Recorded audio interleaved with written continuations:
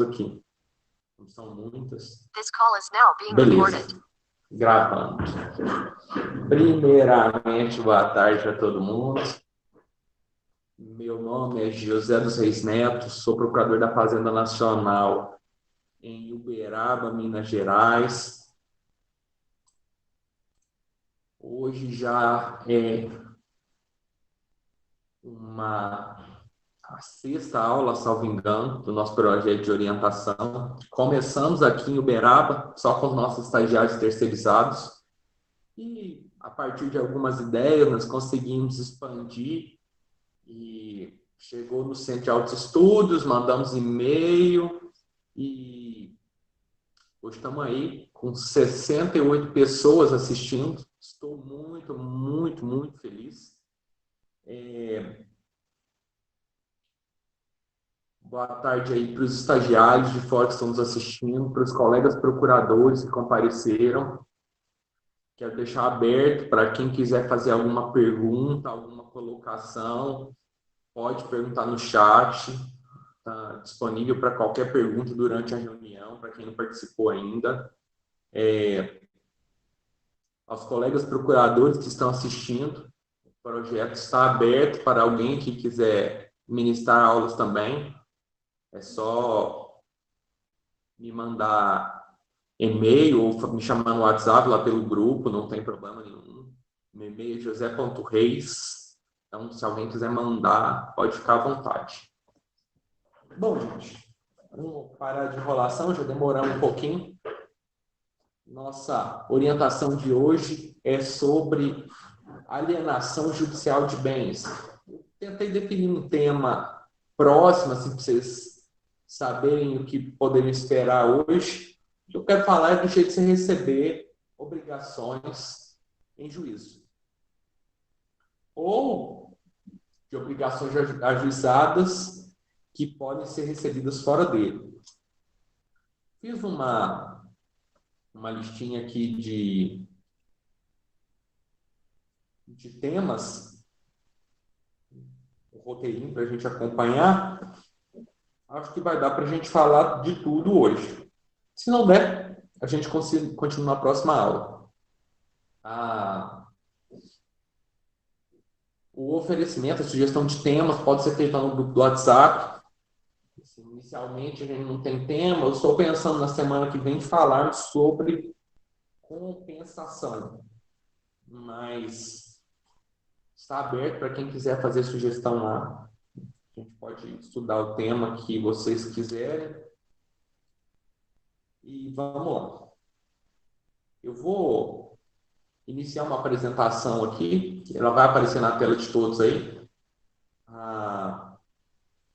E aí a gente vai acompanhando para eu mostrar artigos e coisas. Quem está vendo pelo celular, às vezes fica meio difícil de ver.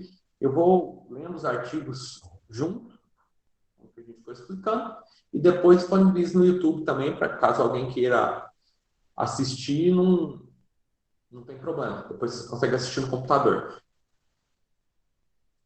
Os vídeos das reuniões anteriores, salvo a primeira, que eu não consegui gravar direito, já estarão disponíveis no YouTube.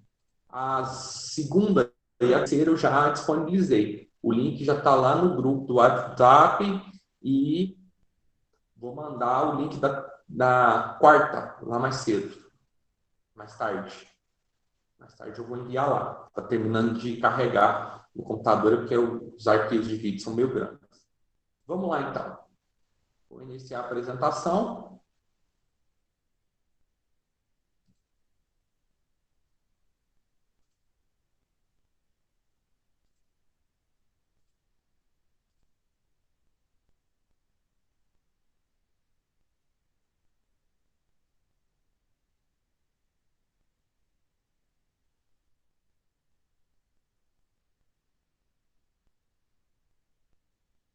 Beleza?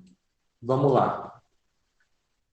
Bom, gente, o tema de alienação de bens em juízo, ele é inicialmente, de forma genérica, disciplinado pelo Código de Processo Civil,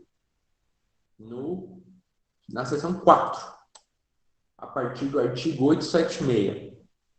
Então, a primeira modalidade, e a lei sugere que seja a modalidade preferencial de alienação de bens sem juízo, é a adjudicação. O que é a adjudicação? Que esse instituto.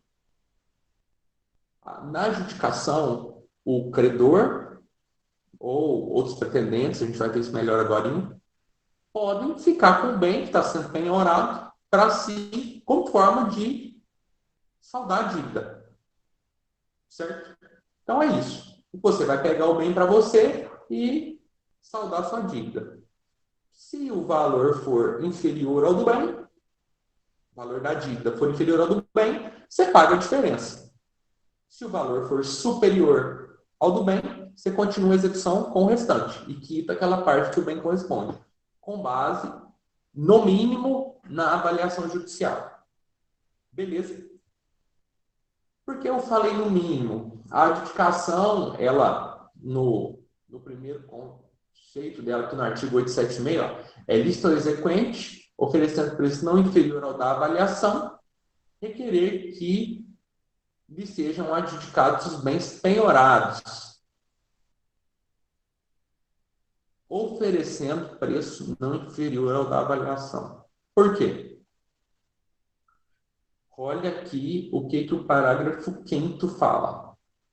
Idêntico direito pode ser exercido por aqueles indicados no artigo 889, incisos 2 a 8, pelos credores concorrentes que hajam penhorado o mesmo bem, pelo cônjuge, pelo companheiro, pelos descendentes ou pelos ascendentes do executado.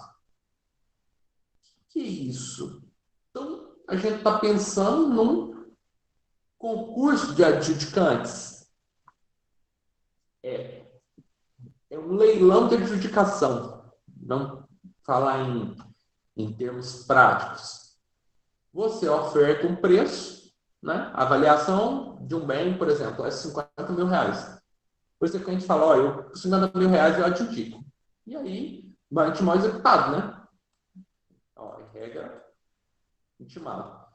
No prazo da intimação, todas essas pessoas aqui, mencionadas no parágrafo 5º, podem oferecer lances para adjudicar o bem. E lances superiores ao do exequente, se for o caso. O exequente pode mudar o lance. Ó, parágrafo 6º regulamenta isso aí. Se houver mais de um pretendente, proceder-se à licitação entre eles, tendo preferência para de igualdade de oferta. O cônjuge, companheiro, o descendente ou ascendente nessa ordem. Então, entenderam? A gente começa um concurso, uma licitação, uma asta, um leilão entre os pretendentes. O valor da avaliação é 50 mil, o exequente oferece 50, o outro credor oferece 60, o ascendente descendente oferece 80 e, no final, nessa ordem do parágrafo 6º aqui, o cônjuge, companheiro, descendente ou ascendente podem equivaler ao lance, podem dar lance igual para preferir o bem a si. Por exemplo, um credor de um lance de 80 mil, qualquer uma dessas pessoas nessa ordem podem oferecer lance igual para haver para si o bem em adjudicação. E se o descendente oferecer um lance igual e o cônjuge quiser, o cônjuge oferecer outro lance igual, o cônjuge tem preferência em relação ao descendente pelo mesmo valor. Normalmente, isso parece meio estranho, né? Porque os valores, você pensa, mas é só oferecer R$ 1 de diferença, a gente faz um leilão infinito. Então, quem não tem experiência com leilão, na prática, os leiloeiros estabelecem lances mínimos, né? Eles estabelecem lances mínimos de R$ 1.000, R$ 5.000, R$ 10.000, conforme a expressividade do valor do bem. E um bem de R$ 50.000, um lance de R$ 1.000 é oportuno. Ele não vai chegar lá em cima. 20, 30 lances, no máximo, o bem é vendido. Já em um bem de 10 milhões de reais, um lance de R$ 1.000, ele é irrisório. Então, ele precisa estabelecer um lance maior para distanciar um pouco mais as ofertas. Senão, todo mundo fica pingando água ali. 1.000, mais 1.000, mais 1.000. Entendeu? E um bem de R$ 200, lá, uma execução judicial especial, vendendo aquele geladeirinha velha, aquele ar-condicionado velho, lance de R$ 10 de diferença. Então, esse intervalo de lances quem estabelece o leiloeiro. Beleza?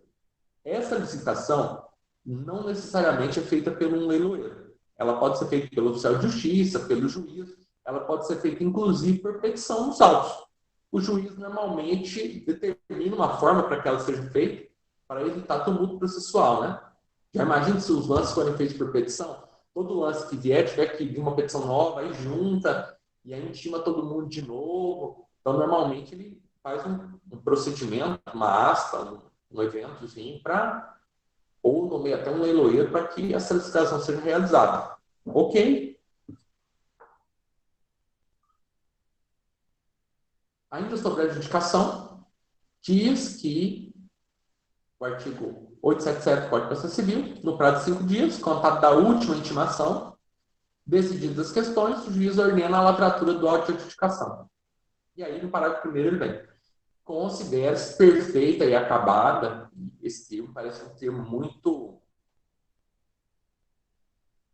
muito fechado, né? Perfeita e acabada.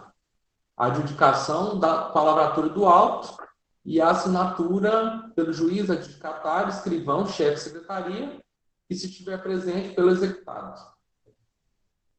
Se o executado não estiver presente, ele não tem que assinar, né? Expedientes. A carta de adjudicação e mandado de emissão de posse, se tratar de imóvel, a ordem de entrega ao adjudicatário, ou se trata de imóvel. O que significa esse perfeita e acabada? Por que usaram um termo tão fechado assim? Porque a partir do momento que se lavra o auto de adjudicação e ela terminou, passou esse prazo e todo mundo assinou, acabou. Ela só pode ser anulada por uma ação de conhecimento. Não mais se discute questões incidentais relacionadas à adjudicação. Preço vil, essas coisas, acabou. A discussão da adjudicação está fechada. Por que colocaram esse perfeito aí acabado aqui? Sim. A gente foi imaginar, sob a ótica do legislador, né? A intenção foi dar segurança para o adjudicatário. Uma vez que sempre foi um problema se fazer a adjudicação, especialmente no Código de Processo Civil de 73, o código anterior, uma vez que, naquela época, existiam embargos à adjudicação. Então, você criava uma nova hipótese de discussão da adjudicação depois da adjudicação realizada, terminada. Então, isso era o caos.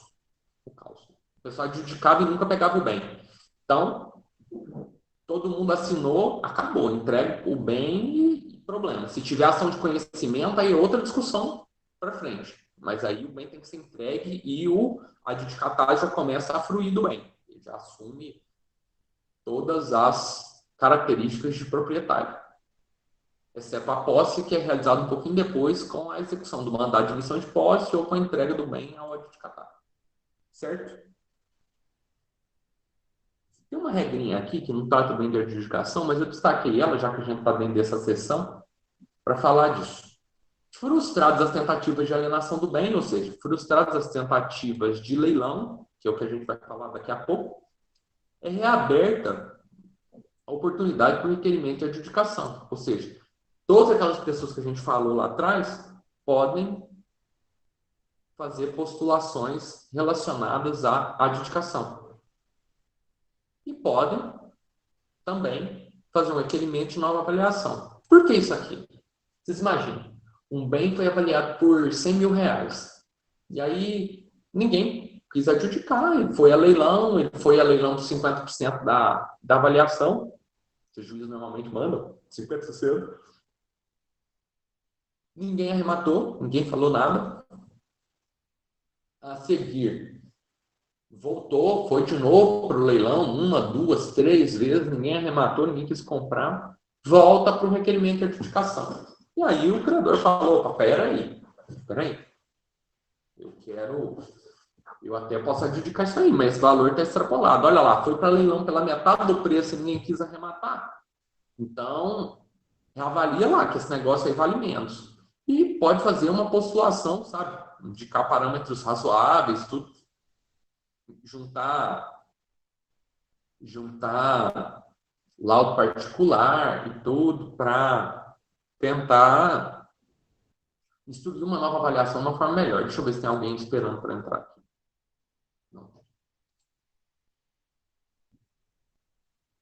Pronto. É isso aí. Sobre a adjudicação, são essas as questões que a gente podia falar no início, sim. A gente não vai falar nada muito aprofundado. Se alguém tiver alguma dúvida mais específica, eu peço que pergunte aí no chat, que a gente trabalhe de uma forma melhor. Beleza? Vamos avançar aqui para a alienação. O artigo 879 do Código de Processo Civil diz que a alienação far-se-á por iniciativa particular ou em leilão judicial eletrônico ou presencial. Beleza? Vamos entender essa regra. Por que eu falei lá atrás que a adjudicação é a medida preferencial? O próprio código dá essa ideia para a gente. Ó, não efetivada a adjudicação, o exequente poderá requerer alienação por sua própria iniciativa ou por intermédio de corretor ou leiloeiro público credenciado. Então, depois da adjudicação é que vem a possibilidade de venda por iniciativa particular ou por leiloeiro público credenciado. Ah, mas eu vejo falar essa história de iniciativa particular, mas não sei o que é isso. Não, todo mundo fala iniciativa particular, iniciativa particular. O que é esse negócio de iniciativa particular? Bom, gente, isso aí é o credor, o exequente, fazendo a oferta do bem para outras pessoas. Certo? Vou explicar isso mais para frente um pouquinho. Está longe aqui ainda nessa canção. Não sendo possível a alienação por iniciativa particular, é que se faz a alienação em leilão público. O 881 dá essa ideia também, que a iniciativa particular é preferencial ao leilão judicial. Olha, a alienação faz em leilão judicial se não efetivada a adjudicação ou alienação por iniciativa particular. O leilão será realizado por leiloeiro e tal. São questões menos relevantes. Próximo artigo que eu destaquei é o artigo 886. Pronto. O leilão será precedido da publicação do edital que conterá. E aqui tem um monte de requisitos. Não vou ler, isso tudo é grande. Mas uma boa parte dos editais de leilão não respeitam esses requisitos. Por que eu estou falando isso? Por que isso é interessante na prática? Especialmente para quem vai advogar daqui a um tempo. Gente, imagine que você está em você tem uma dívida, um concurso aí de dívida sobre o mesmo bem. Você não penhorou ele ainda, ou seja, você não participa do produto da alienação. Você foi vendido antes de você fazer a penhora do bem, e tiver penhoras que passem daquele valor, ainda que seu crédito seja preferencial, já era. Por exemplo, um crédito trabalhista é preferencial a um crédito comum. Uma dívida de cheque, por exemplo. Você deu um cheque, o trabalhista é preferencial. A execução trabalhista está moendo, mas o bem foi a leilão por um crédito comum. A execução trabalhista ainda não penhorou o bem, ainda não tem penhora dentro do processo trabalhista. O credor comum aliena o bem em leilão e passa a mão no dinheiro. Passa a mão no dinheiro. E aí, né, antes de lavrar os autos, etc., antes de eu sacar o dinheiro, se olha o edital de leilão, estava faltando um requisito. Precisa aqui. Entendeu que a gente vai analisar os antirrequisitos pelo princípio da instrumentalidade das formas. Mas aí você olha e fala, opa, peraí, o leilão está faltando esse requisito aqui. Ou, por exemplo, o valor pelo qual o bem foi avaliado, o preço mínimo pelo qual foi alienado, condições de pagamento, se for o caso, condição do leiloeiro. Você vem e passa uma petição lá. Fala, ó, o leilão é nulo, eu sou terceiro interessado, tem que fazer um outro leilão. Nesse meio de prazo, você consegue colocar uma penhora sua no bem, o seu crédito é preferencial, você pega o dinheiro. Isso também serve para a PFN, né? No nosso caso aqui, crédito tributário preferencial, crédito comum, a gente consegue cercar muito bem com essa análise aí de preferência sobre os créditos. Então, assim, entendam que isso é muito, muito relevante. Às vezes, a gente conseguir a anulação de um leilão é até mais interessante do que se fazer uma penhora em si.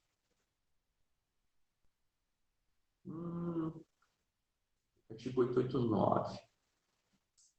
Serão certificados de alienação judicial por pelo menos 5 dias de antecedência. Executado por proprietário, titular de usufruto, uso, habitação, empreiteiro, direito de superfície, concessão de uso especial para fim de moradia, concessão de direito real de uso, quando a penhora recair sob bem gravado com os tais direitos reais. E aqui vem um monte de gente que tem que ser intimado. Qual que é a importância disso? A importância é que também gera a nulidade do leilão a ausência de intimação dessas pessoas aqui, desde que provado o prejuízo. Sempre pense em nulidade com um olhar no prejuízo, certo? Mais uma regrinha aqui. Se o executado for rebelde, e eu lembro de ter falado isso na aula passada, aos revés que sofrem os efeitos formais materiais da revelia, na execução, especialmente os efeitos formais, que na prática o processo tramitasse sem a intimação dele de todos os atos processuais, ele precisa ser intimado da penhora. A penhora tem que ser intimada de qualquer jeito. Se não tiver jeito de intimar ele por carta, por advogado, pessoalmente, vai intimar por edital, mas tem que intimar. Agora, aqui na alienação é diferente. Se o executado for rebelde, não tiver advogado, não tiver seu endereço atual no processo, e ele não foi encontrado no endereço sistema de processo, ainda que seja uma vez anterior, a intimação é considerada realizada pelo edital do leilão. Ou seja, você não vai pedir um edital de intimação do leilão, né? Ele vai ser intimado por um edital só. O edital necessariamente sempre vai ser publicado. Pode oferecer lance quem está na livre administração dos bens. Só que algumas pessoas não podem. Tutores, curadores, testamenteiros, administradores ou liquidantes, quando os bens são confiados à sua responsabilidade, mandatários, quanto aos bens cuja administração e alienação estejam encarregados, juiz, MP, defensoria, escrivão, chefe de secretaria e demais servidores auxiliares da justiça, em relação aos bens e direitos objeto de alienação na localidade onde servirem ou a que se estender sua autoridade. Ou seja, o defensor público da cidade não pode arrematar bem naquele lugar. Estranho, né? Essa é a regra. O MP também não pode, ainda que não sejam partes no processo. Ele não pode arrematar nada. Servidores públicos em geral, quanto aos mesmos direitos da pessoa jurídica que servir ou que esteja sua administração direta ou indireta, leiloeiro e prepostos dos bens que estejam encarregados de vender e advogado de qualquer das partes. Não será aceito lance por preço vil. Vamos aqui, que aqui tem um ponto chave para coisa. O que é preço vil? A gente sempre se depara com essa questão, você vê lá o edital de leilão, falando, nossa, preço 50%, 60%, 70% da avaliação. O artigo 891 do Código de Processo Civil estabeleceu que considera esse preço vil o inferior ao mínimo estipulado pelo juiz e constante do edital, e não tendo sido fixado o preço mínimo, considera-se vil o preço inferior a 50% do valor da avaliação. O que a gente tem que observar nesse artigo. Na prática forense, o pessoal tem uma mania de falar que preço vil é inferior a 50% da avaliação. E não é verdade. O juiz pode fixar valor mínimo em 30% da avaliação. Olha o que fala. preço vil é o inferior ao mínimo estipulado pelo juiz constante do edital. Então, se o juiz falar que o preço da segunda asta, por exemplo, vai ser 10% da avaliação, ele pode. Ele pode. Quando ele não fixa preço mínimo, é que o preço vil é o inferior a 50% do valor de avaliação. Então, se o juiz fixar que é 10% da avaliação, e isso aí no edital, ponto. Agora, você pode discutir esse ato de fixação de preço vil pelo juiz, né? Falar, ô, juiz, espera aí, 10% é vil, 10% não é vil. Mas, assim, aí já é uma outra questão discutível. Não é preço vil. Se está lá no edital, o lance que oferece 10%, desde que foi estipulado pelo juiz, está no edital, o lance aceita e arremata normal. Tá? Só se isso for discutido depois e for anulada a decisão que fixou o preço. Mas o lance é tranquilo, ele vai ser aceito normal. Show?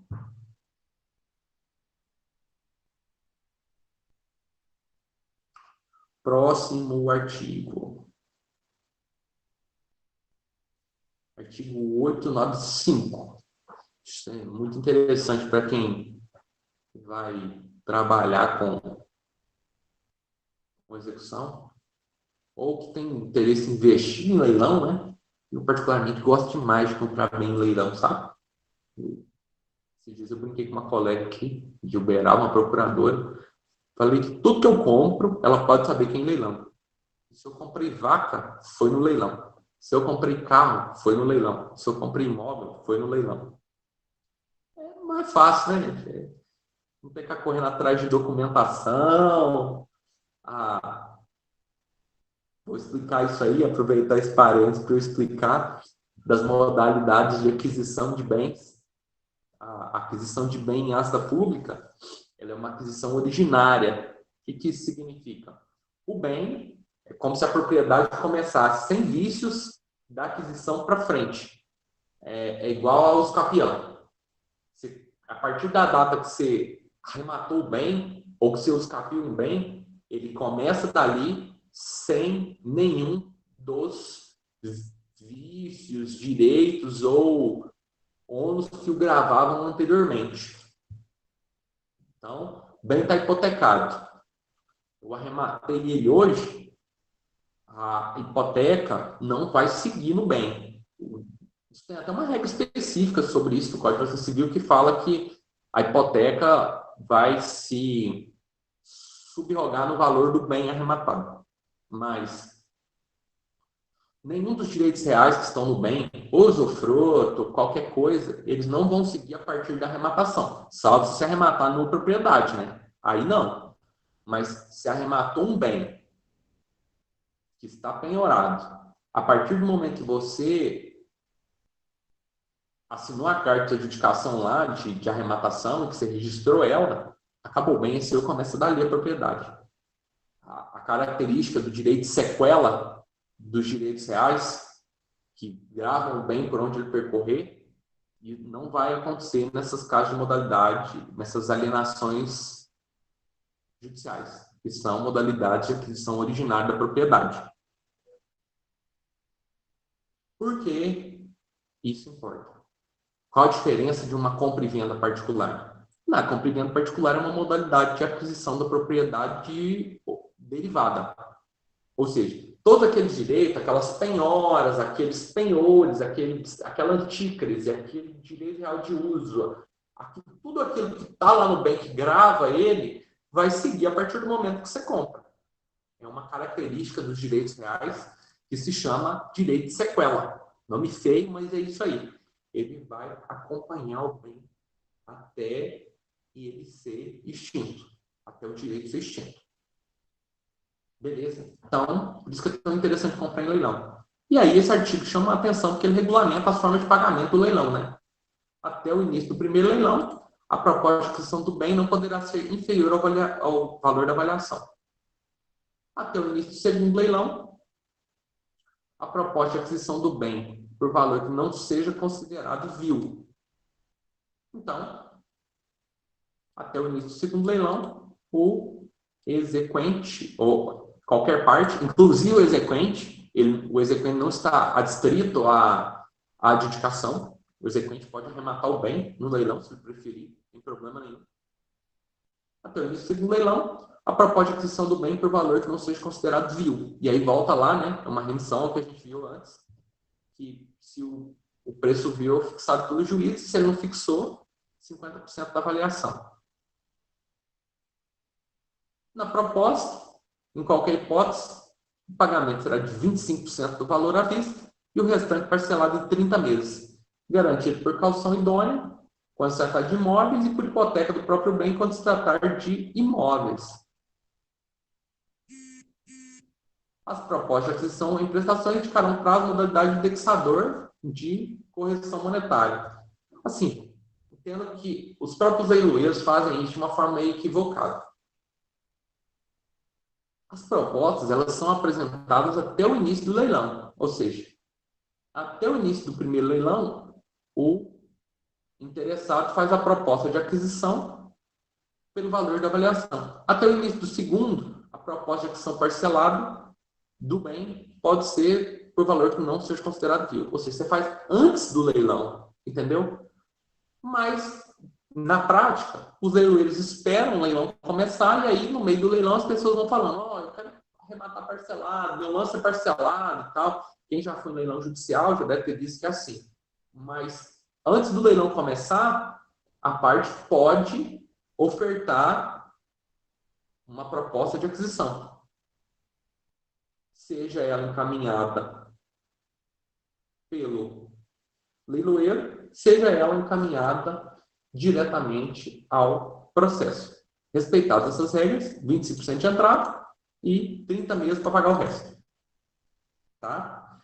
E tem que dar garantia. Se for móvel, você tem que dar uma caução idônea, ou seja, um cheque. Vocês lembram lá que no comecinho do curso de Direito, a gente aprende a diferença, o que é caução, né?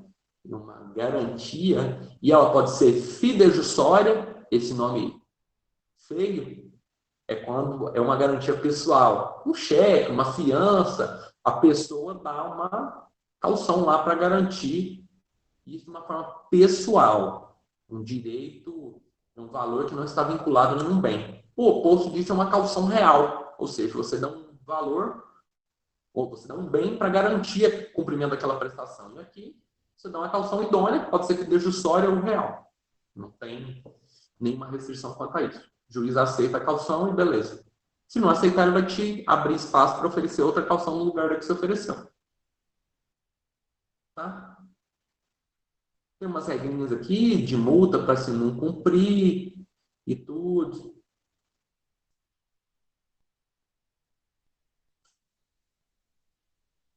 Eu acho que é isso aí. Que é de importante, eu dei uma olhada mais cedo aqui. O de importante em trabalhar aqui são regras da. E o arrematante pode desistir da arrematação,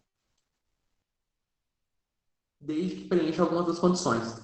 10 dias seguintes, ele prova a existência de ônus ou gravame não mencionado no edital. Se antes de dar a carta de arrematação, ordem de entrega, ou executado, alegar uma das situações previstas no artigo 1º, que são essas aqui. Preço vil, outro vício, ineficaz, não observar o 804, resolvido se não for pago o preço ou prestada a caução. Tá bom? E aí, ao final, uma vez citado para responder a ação autônoma, de que está parágrafo 4º, desde que apresente a desistência no prazo de responder a ação. Ou seja, no prazo de contestação da ação, ele falou, peraí, eu vou desistir disso aí.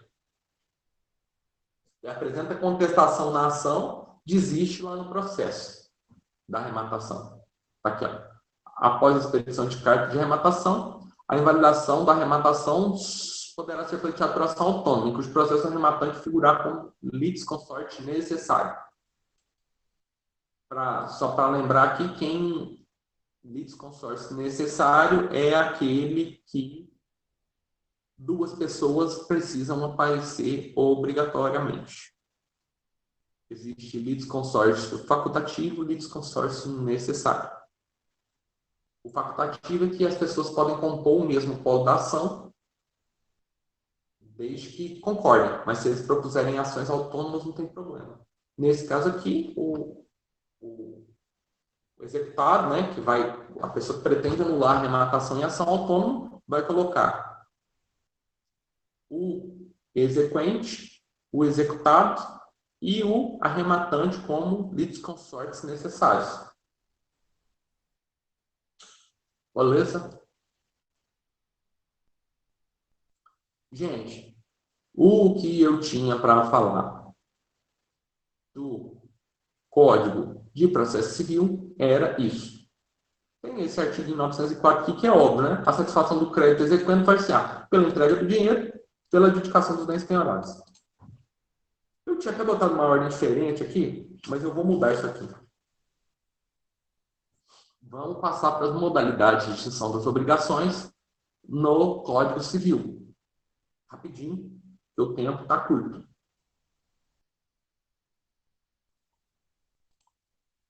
No Código de Processo Civil, existem algumas modalidades de extinção das obrigações, a partir do artigo 304. Certo? E aí, algumas regras e tudo. Por que eu estou falando dessas extinções particulares primeiro? Porque eu tenho outras para falar, específicas para direito tributário e para PFM também. Mas eu acho que é importante vocês entenderem primeiro a regra geral, para ficar claro, para depois a gente avançar para temas mais complexos, que são esses tributários. Certo? Então, vamos dar uma trabalhadinha aqui para lembrar os conceitos, as coisas, para quem não lembra. Ó, qualquer interessado na extinção da dívida, espera um minutinho, vamos responder aqui algumas perguntas.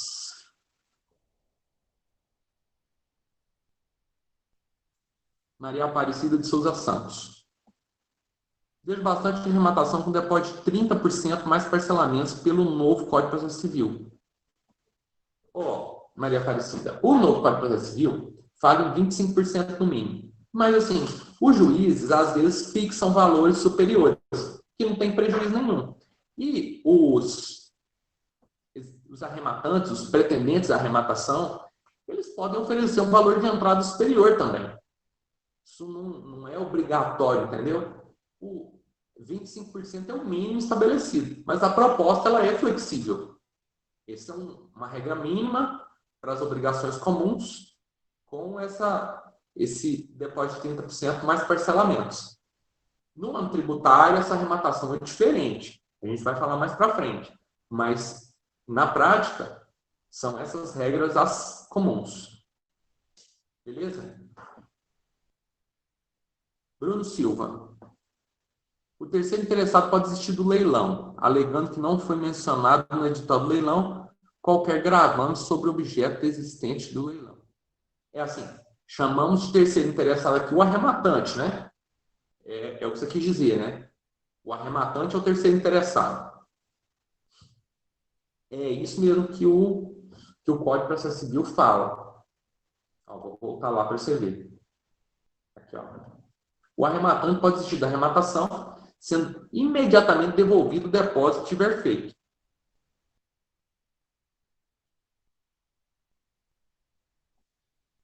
Se provar nos 10 dias seguintes a existência de ônus real ou gravame não mencionado no edital. Vou tentar te explicar isso assim por alto. Vamos supor que o executado está em poder do bem um carro penhorado. Acredite que existem situações iguais a essa ou piores todos os dias. E aí, o oficial de justiça foi lá, penhorou o bem e tudo.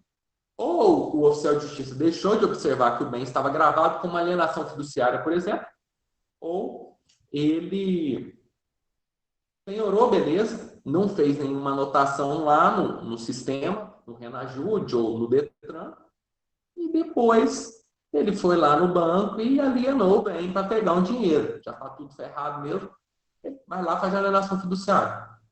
Aí o arrematante não sabe disso, viu lá no edital que o bem estava limpinho, comprou. Para que ele comprou, que ele pegou a carta e foi lá transferir, ele repara que o bem tem uma alienação fiduciária lá. O Detran falou, peraí, você não vai transferir isso aqui não. Alienação fiduciária e tal, não, você não vai poder transferir não. Por mais que seja uma modalidade de aquisição originária da propriedade, por exemplo, a alienação fiduciária é um direito que transfere a propriedade direta do bem. É um direito real, e até se discute se ela realmente é um direito real, se é uma modalidade de transferência da propriedade, mas ela cria uma propriedade resolúvel para o executado. Se ele não pagar, o credor fiduciante aqui pega o bem para ele e pronto, acabou, está resolvido. Então, se o arrematante for lá e vê que tem um gravame e não quiser mais, ele vai lá e reclama, e anula e pronto. Mas ele tem que reclamar, né? Se ele não quiser reclamar, pelo menos com gravando, paguei barato, tá bom, vou pagar essa conta aí e resolvo. Direito dele. Direito dele. Aí fica perfeita a arrematação. Beleza? Isso é uma prerrogativa, um direito que ele tem, mas não necessariamente é uma obrigação. Ela pode ser exercida ou não.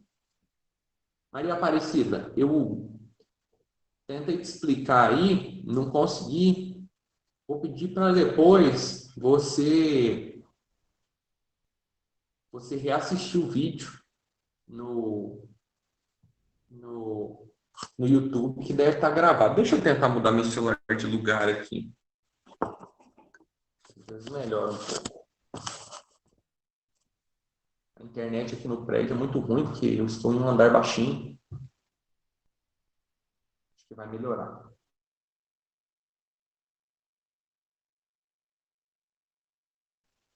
Gente, beleza.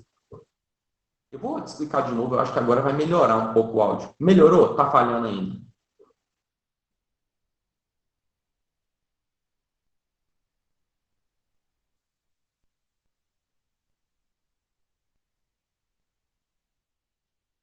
Pronto. Vou falar de novo aqui, rapidinho. A questão da Maria Aparecida. Quando a arrematação é por um percentual mínimo superior a 25%, não tem problema nenhum. O juiz, às vezes, fixa um percentual maior, ou o próprio arrematante oferece uma entrada em valor maior. Esses percentuais fixados pelo Código de Processo Civil são mínimos. Ou seja, depois pode ser que se fixe um valor diferente, um valor maior. Se o arrematante, o presidente de arrematação, quiser dar 80% de entrada e 20% a pagar depois, parcelado em 30 vezes, sem problema nenhum. Essa proposta é bem flexível. Esses percentuais estabelecidos pelo Código de Processo Civil são mínimos. E os parcelamentos tributários são diferentes. A gente vai falar disso depois. Beleza? Vamos lá para o Código Civil, que eu acho que vai ser o que dá para a gente falar hoje. Vai ficar para a próxima aula falar dos parcelamentos da arrematação tributária, em âmbito tributário e da compensação. Beleza? Ó, no Código Civil, tá aqui, estabelece algumas modalidades, as modalidades de extinção das obrigações. E sejam as tributárias, trabalhistas, a maioria se extingue na mesma regra.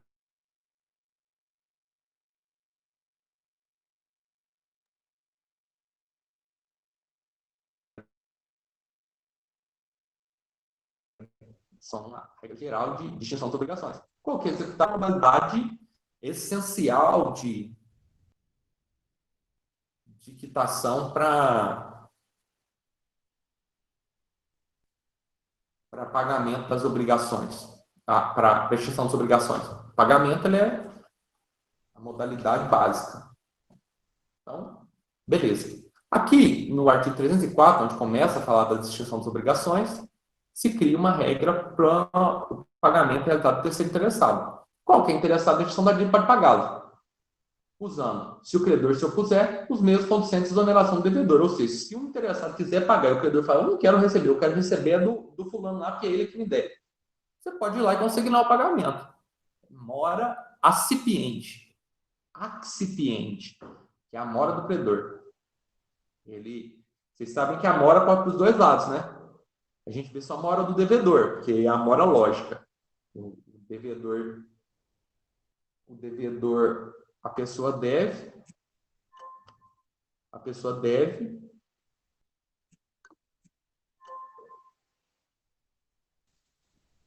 Aí, gente, que eu estou arrumando aqui meu celular que estava carregando. A pessoa deve e não paga, a mora vai correr, né? Ela paga juros de correção monetária. Mas, por outro lado, quando o credor não quer receber, a data do pagamento é hoje. Eu compareço no lugar do pagamento, na data do pagamento, o credor fala, não quero receber. Não quero receber, você não pode pagar isso na minha conta, que o problema é seu. Se vira para me pagar. A partir dessa data, desde que haja comprovação formal, né, é óbvio, a dívida vai correr ao contrário. A mora, os juros incidem diminuindo a dívida e não aumentando. É o que a gente chama de mora cipiente, é a mora do credor. É estranho pensar, mas existe. Então, o terceiro interessado ele pode pagar a dívida. O terceiro não interessado, ele pode pagar também, se o fizer em nome e a conta do devedor, salvo posição desse. Ou seja, eu não sou interessado, não tem nada a ver com a dívida, mas eu quero pagar assim mesmo. Eu quero pagar a dívida da Maria Aparecida. E aí eu vou lá e, uma dívida qualquer, eu quero pagar o nome da Maria Aparecida. Eu vou lá e mando o dinheiro, fica como a quitação, o credor vai me dar em nome da Maria Aparecida.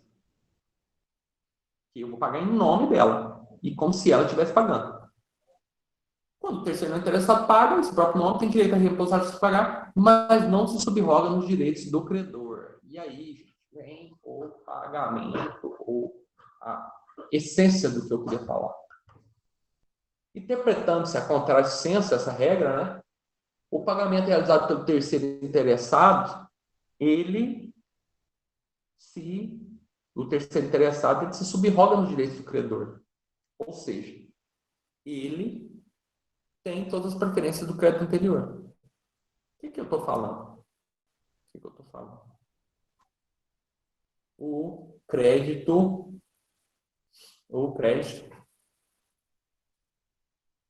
tributário.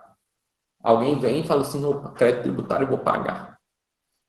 Bem, paga o crédito tributário de uma pessoa como terceiro interessado. Por exemplo, a pessoa sabe que vai ter um redirecionamento da execução, que vai ser imputada uma responsabilidade no futuro. Ele é terceiro interessado, mas ele ainda não é corresponsável. Entendeu? Que a gente fala terceiro interessado, ele reclama o interesse jurídico da coisa. E aí, ele paga. Ele vai seguir com as prerrogativas do crédito tributário, por que pareça. Existe uma regra específica em relação a isso, que é na aquisição de precatórios. Sim, vou dar um mergulhozinho aqui, vai ficar meio profundo o tema. Precatório, todo mundo sabe que é ou quem sabe vai saber agora, que é a modalidade de pagamento dos créditos da fazenda pública para particulares. Ou seja, o Estado deve para o particular, quando ele entra com uma execução contra a fazenda pública, vai ser expedido um RPV, se o valor for pequeno, uma requisição de pequeno valor, e o valor, esse parâmetro de valor é determinado conforme o ente, União um, Estado outro, município outro, Distrito Federal outro. E aí, ou vai ser expedido um precatório. E aí, alguns estados demoram muito a pagar esses precatórios. Eu sei disso. Tá? O precatório até tem uma fama ruim, né? A União paga até rápido. Mas tem estado que demora 20, 30 anos para pagar um precatório. E aí, o que a galera faz? A pessoa está devendo um crédito tributário, por exemplo, o estado de Minas Gerais. E aí, a pessoa sabe de alguém que tem um precatório para receber, chega lá e fala, ó, se tem um precatório aí de 1 milhão para o estado de Minas Gerais, eu te dou 500 mil nele.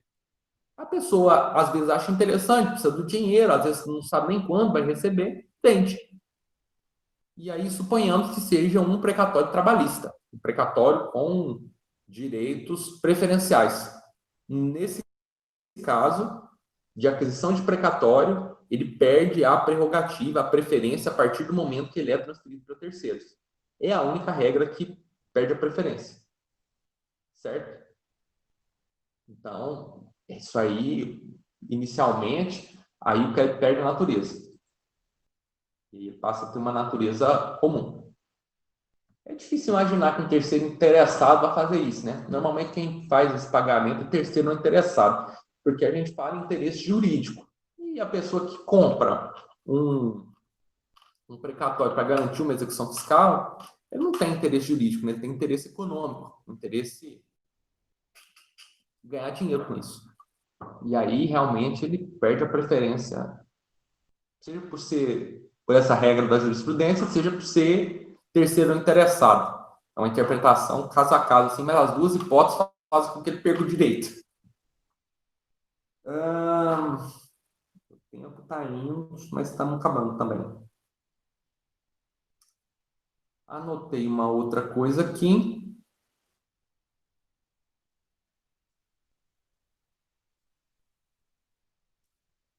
Eu vou abrir um parêntese aqui, aproveitar que a gente ainda tem uns 10 minutinhos, para falar de uma coisa. A subrogação em pagamento, a subrogação em pagamento, ela, na verdade, o pagamento tem alguns requisitos. Lugar de pagamento, tempo do pagamento e etc. E, como sempre, eu sou um apaixonado pela boa-fé objetiva.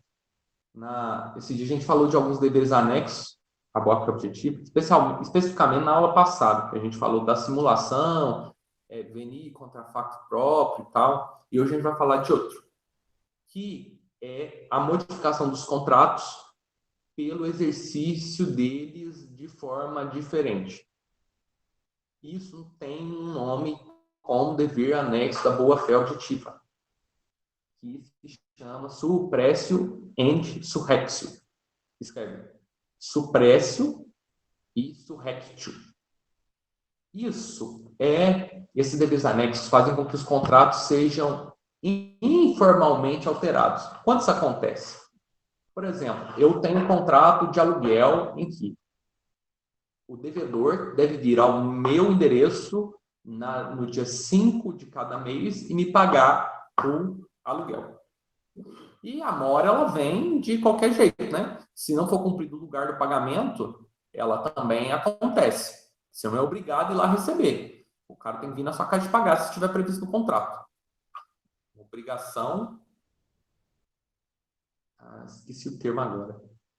Obrigações portáveis, isso. A obrigação é quesível. Ou seja, a pessoa tem que ir na sua casa te pagar. Se ela fosse uma obrigação portável, o devedor deveria esperar ir lá receber. Mas aí, como eu já estou por aqui todo mês, né? Eu vou na casa do devedor e recebo. Eu falo, ó, não tem problema, eu recebo. Todo mês eu recebo. Vou lá dia 5 eu recebo. Aí, no determinado mês, eu falo, pô, esse cara é folgado, eu não vou lá receber, não. Ele vai ter que ir na minha casa me pagar. E aí eu falo para ele vir me pagar, eu falo, não. Todo mês você vem receber, agora você vai vir receber de novo. Eu falo, não vou não, tá no contrato que o lugar de pagamento na minha casa, você vai vir me pagar aqui. Senão você está em mora. Você vai me pagar multa e juro e correção monetária. E aí, ele fala assim, não vou. Eu processo ele. Cobrando, ação de cobrança, cobrando juro, correção e tal. Ele fala assim, não. Quem está em mora é ele. Porque o lugar de pagamento, apesar de no contrato estar previsto que é na casa dele, agora é na minha casa. Porque mês de março, maio, junho, ele veio aqui receber, então aconteceu uma suppressio surrexio. Agora o lugar de pagamento é aqui na minha casa. Ele está certo? Ele está certo. Suppressio porque suprime aquela cláusula e surrexio porque surge uma nova cláusula dentro do contrato que altera o lugar do pagamento. Entendeu? Sim, é só para aproveitar o gancho que estamos aqui.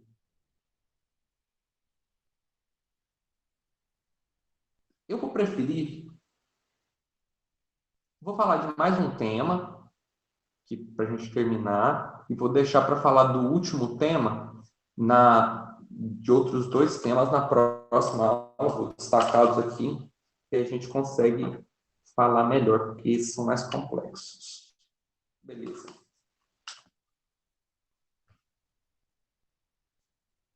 A gente vai falar melhor disso na próxima aula. Beleza. Novação, que é outra modalidade de extinção das obrigações. Sempre que uma dívida é novada, ela se some e nasce uma nova. quando o devedor contrai com o credor uma nova dívida para extinguir a anterior, quando o novo devedor sucede ao antigo, ficando quite com o credor, ou seja, o antigo fica quite.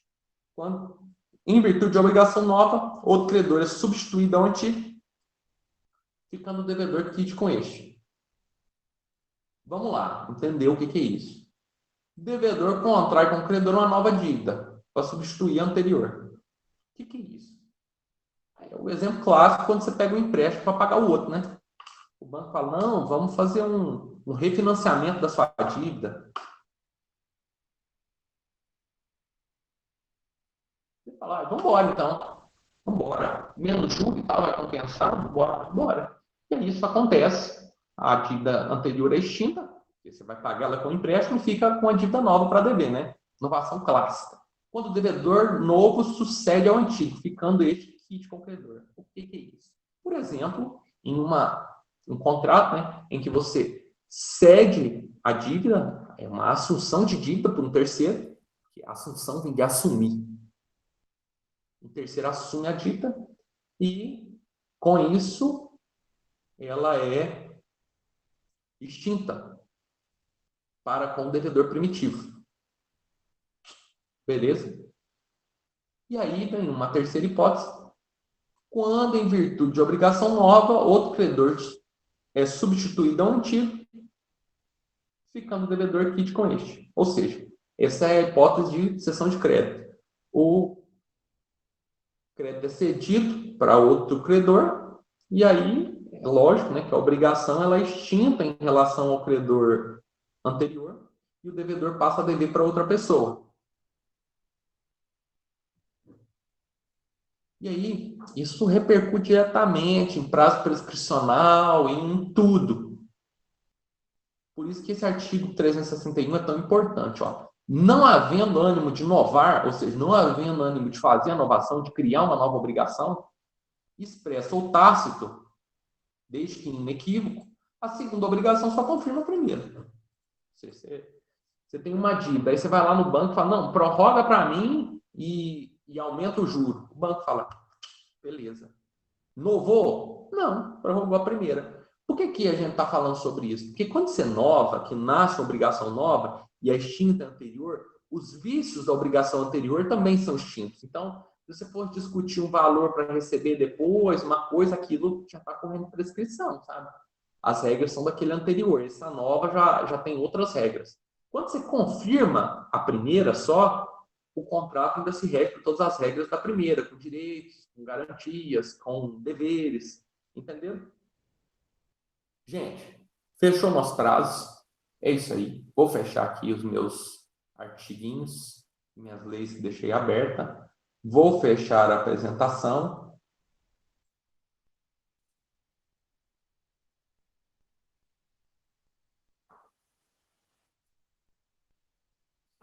E aí, que temos para falar hoje? Obrigado a todo mundo que compareceu. Se alguém tiver alguma dúvida aí, pode perguntar. Eu estou impressionado com a quantidade de pessoas que compareceram hoje. Tá? Gente, muito feliz mesmo. Normalmente a gente sempre tem 20 e poucos. Hoje chegamos a uma marca de mais de 70 presentes. Foi muito bom.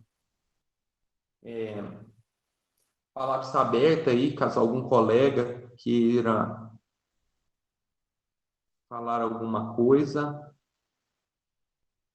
Luana, eu vou mandar meu WhatsApp aí. Você me pergunta lá que eu vou te mandar o link lá para entrar.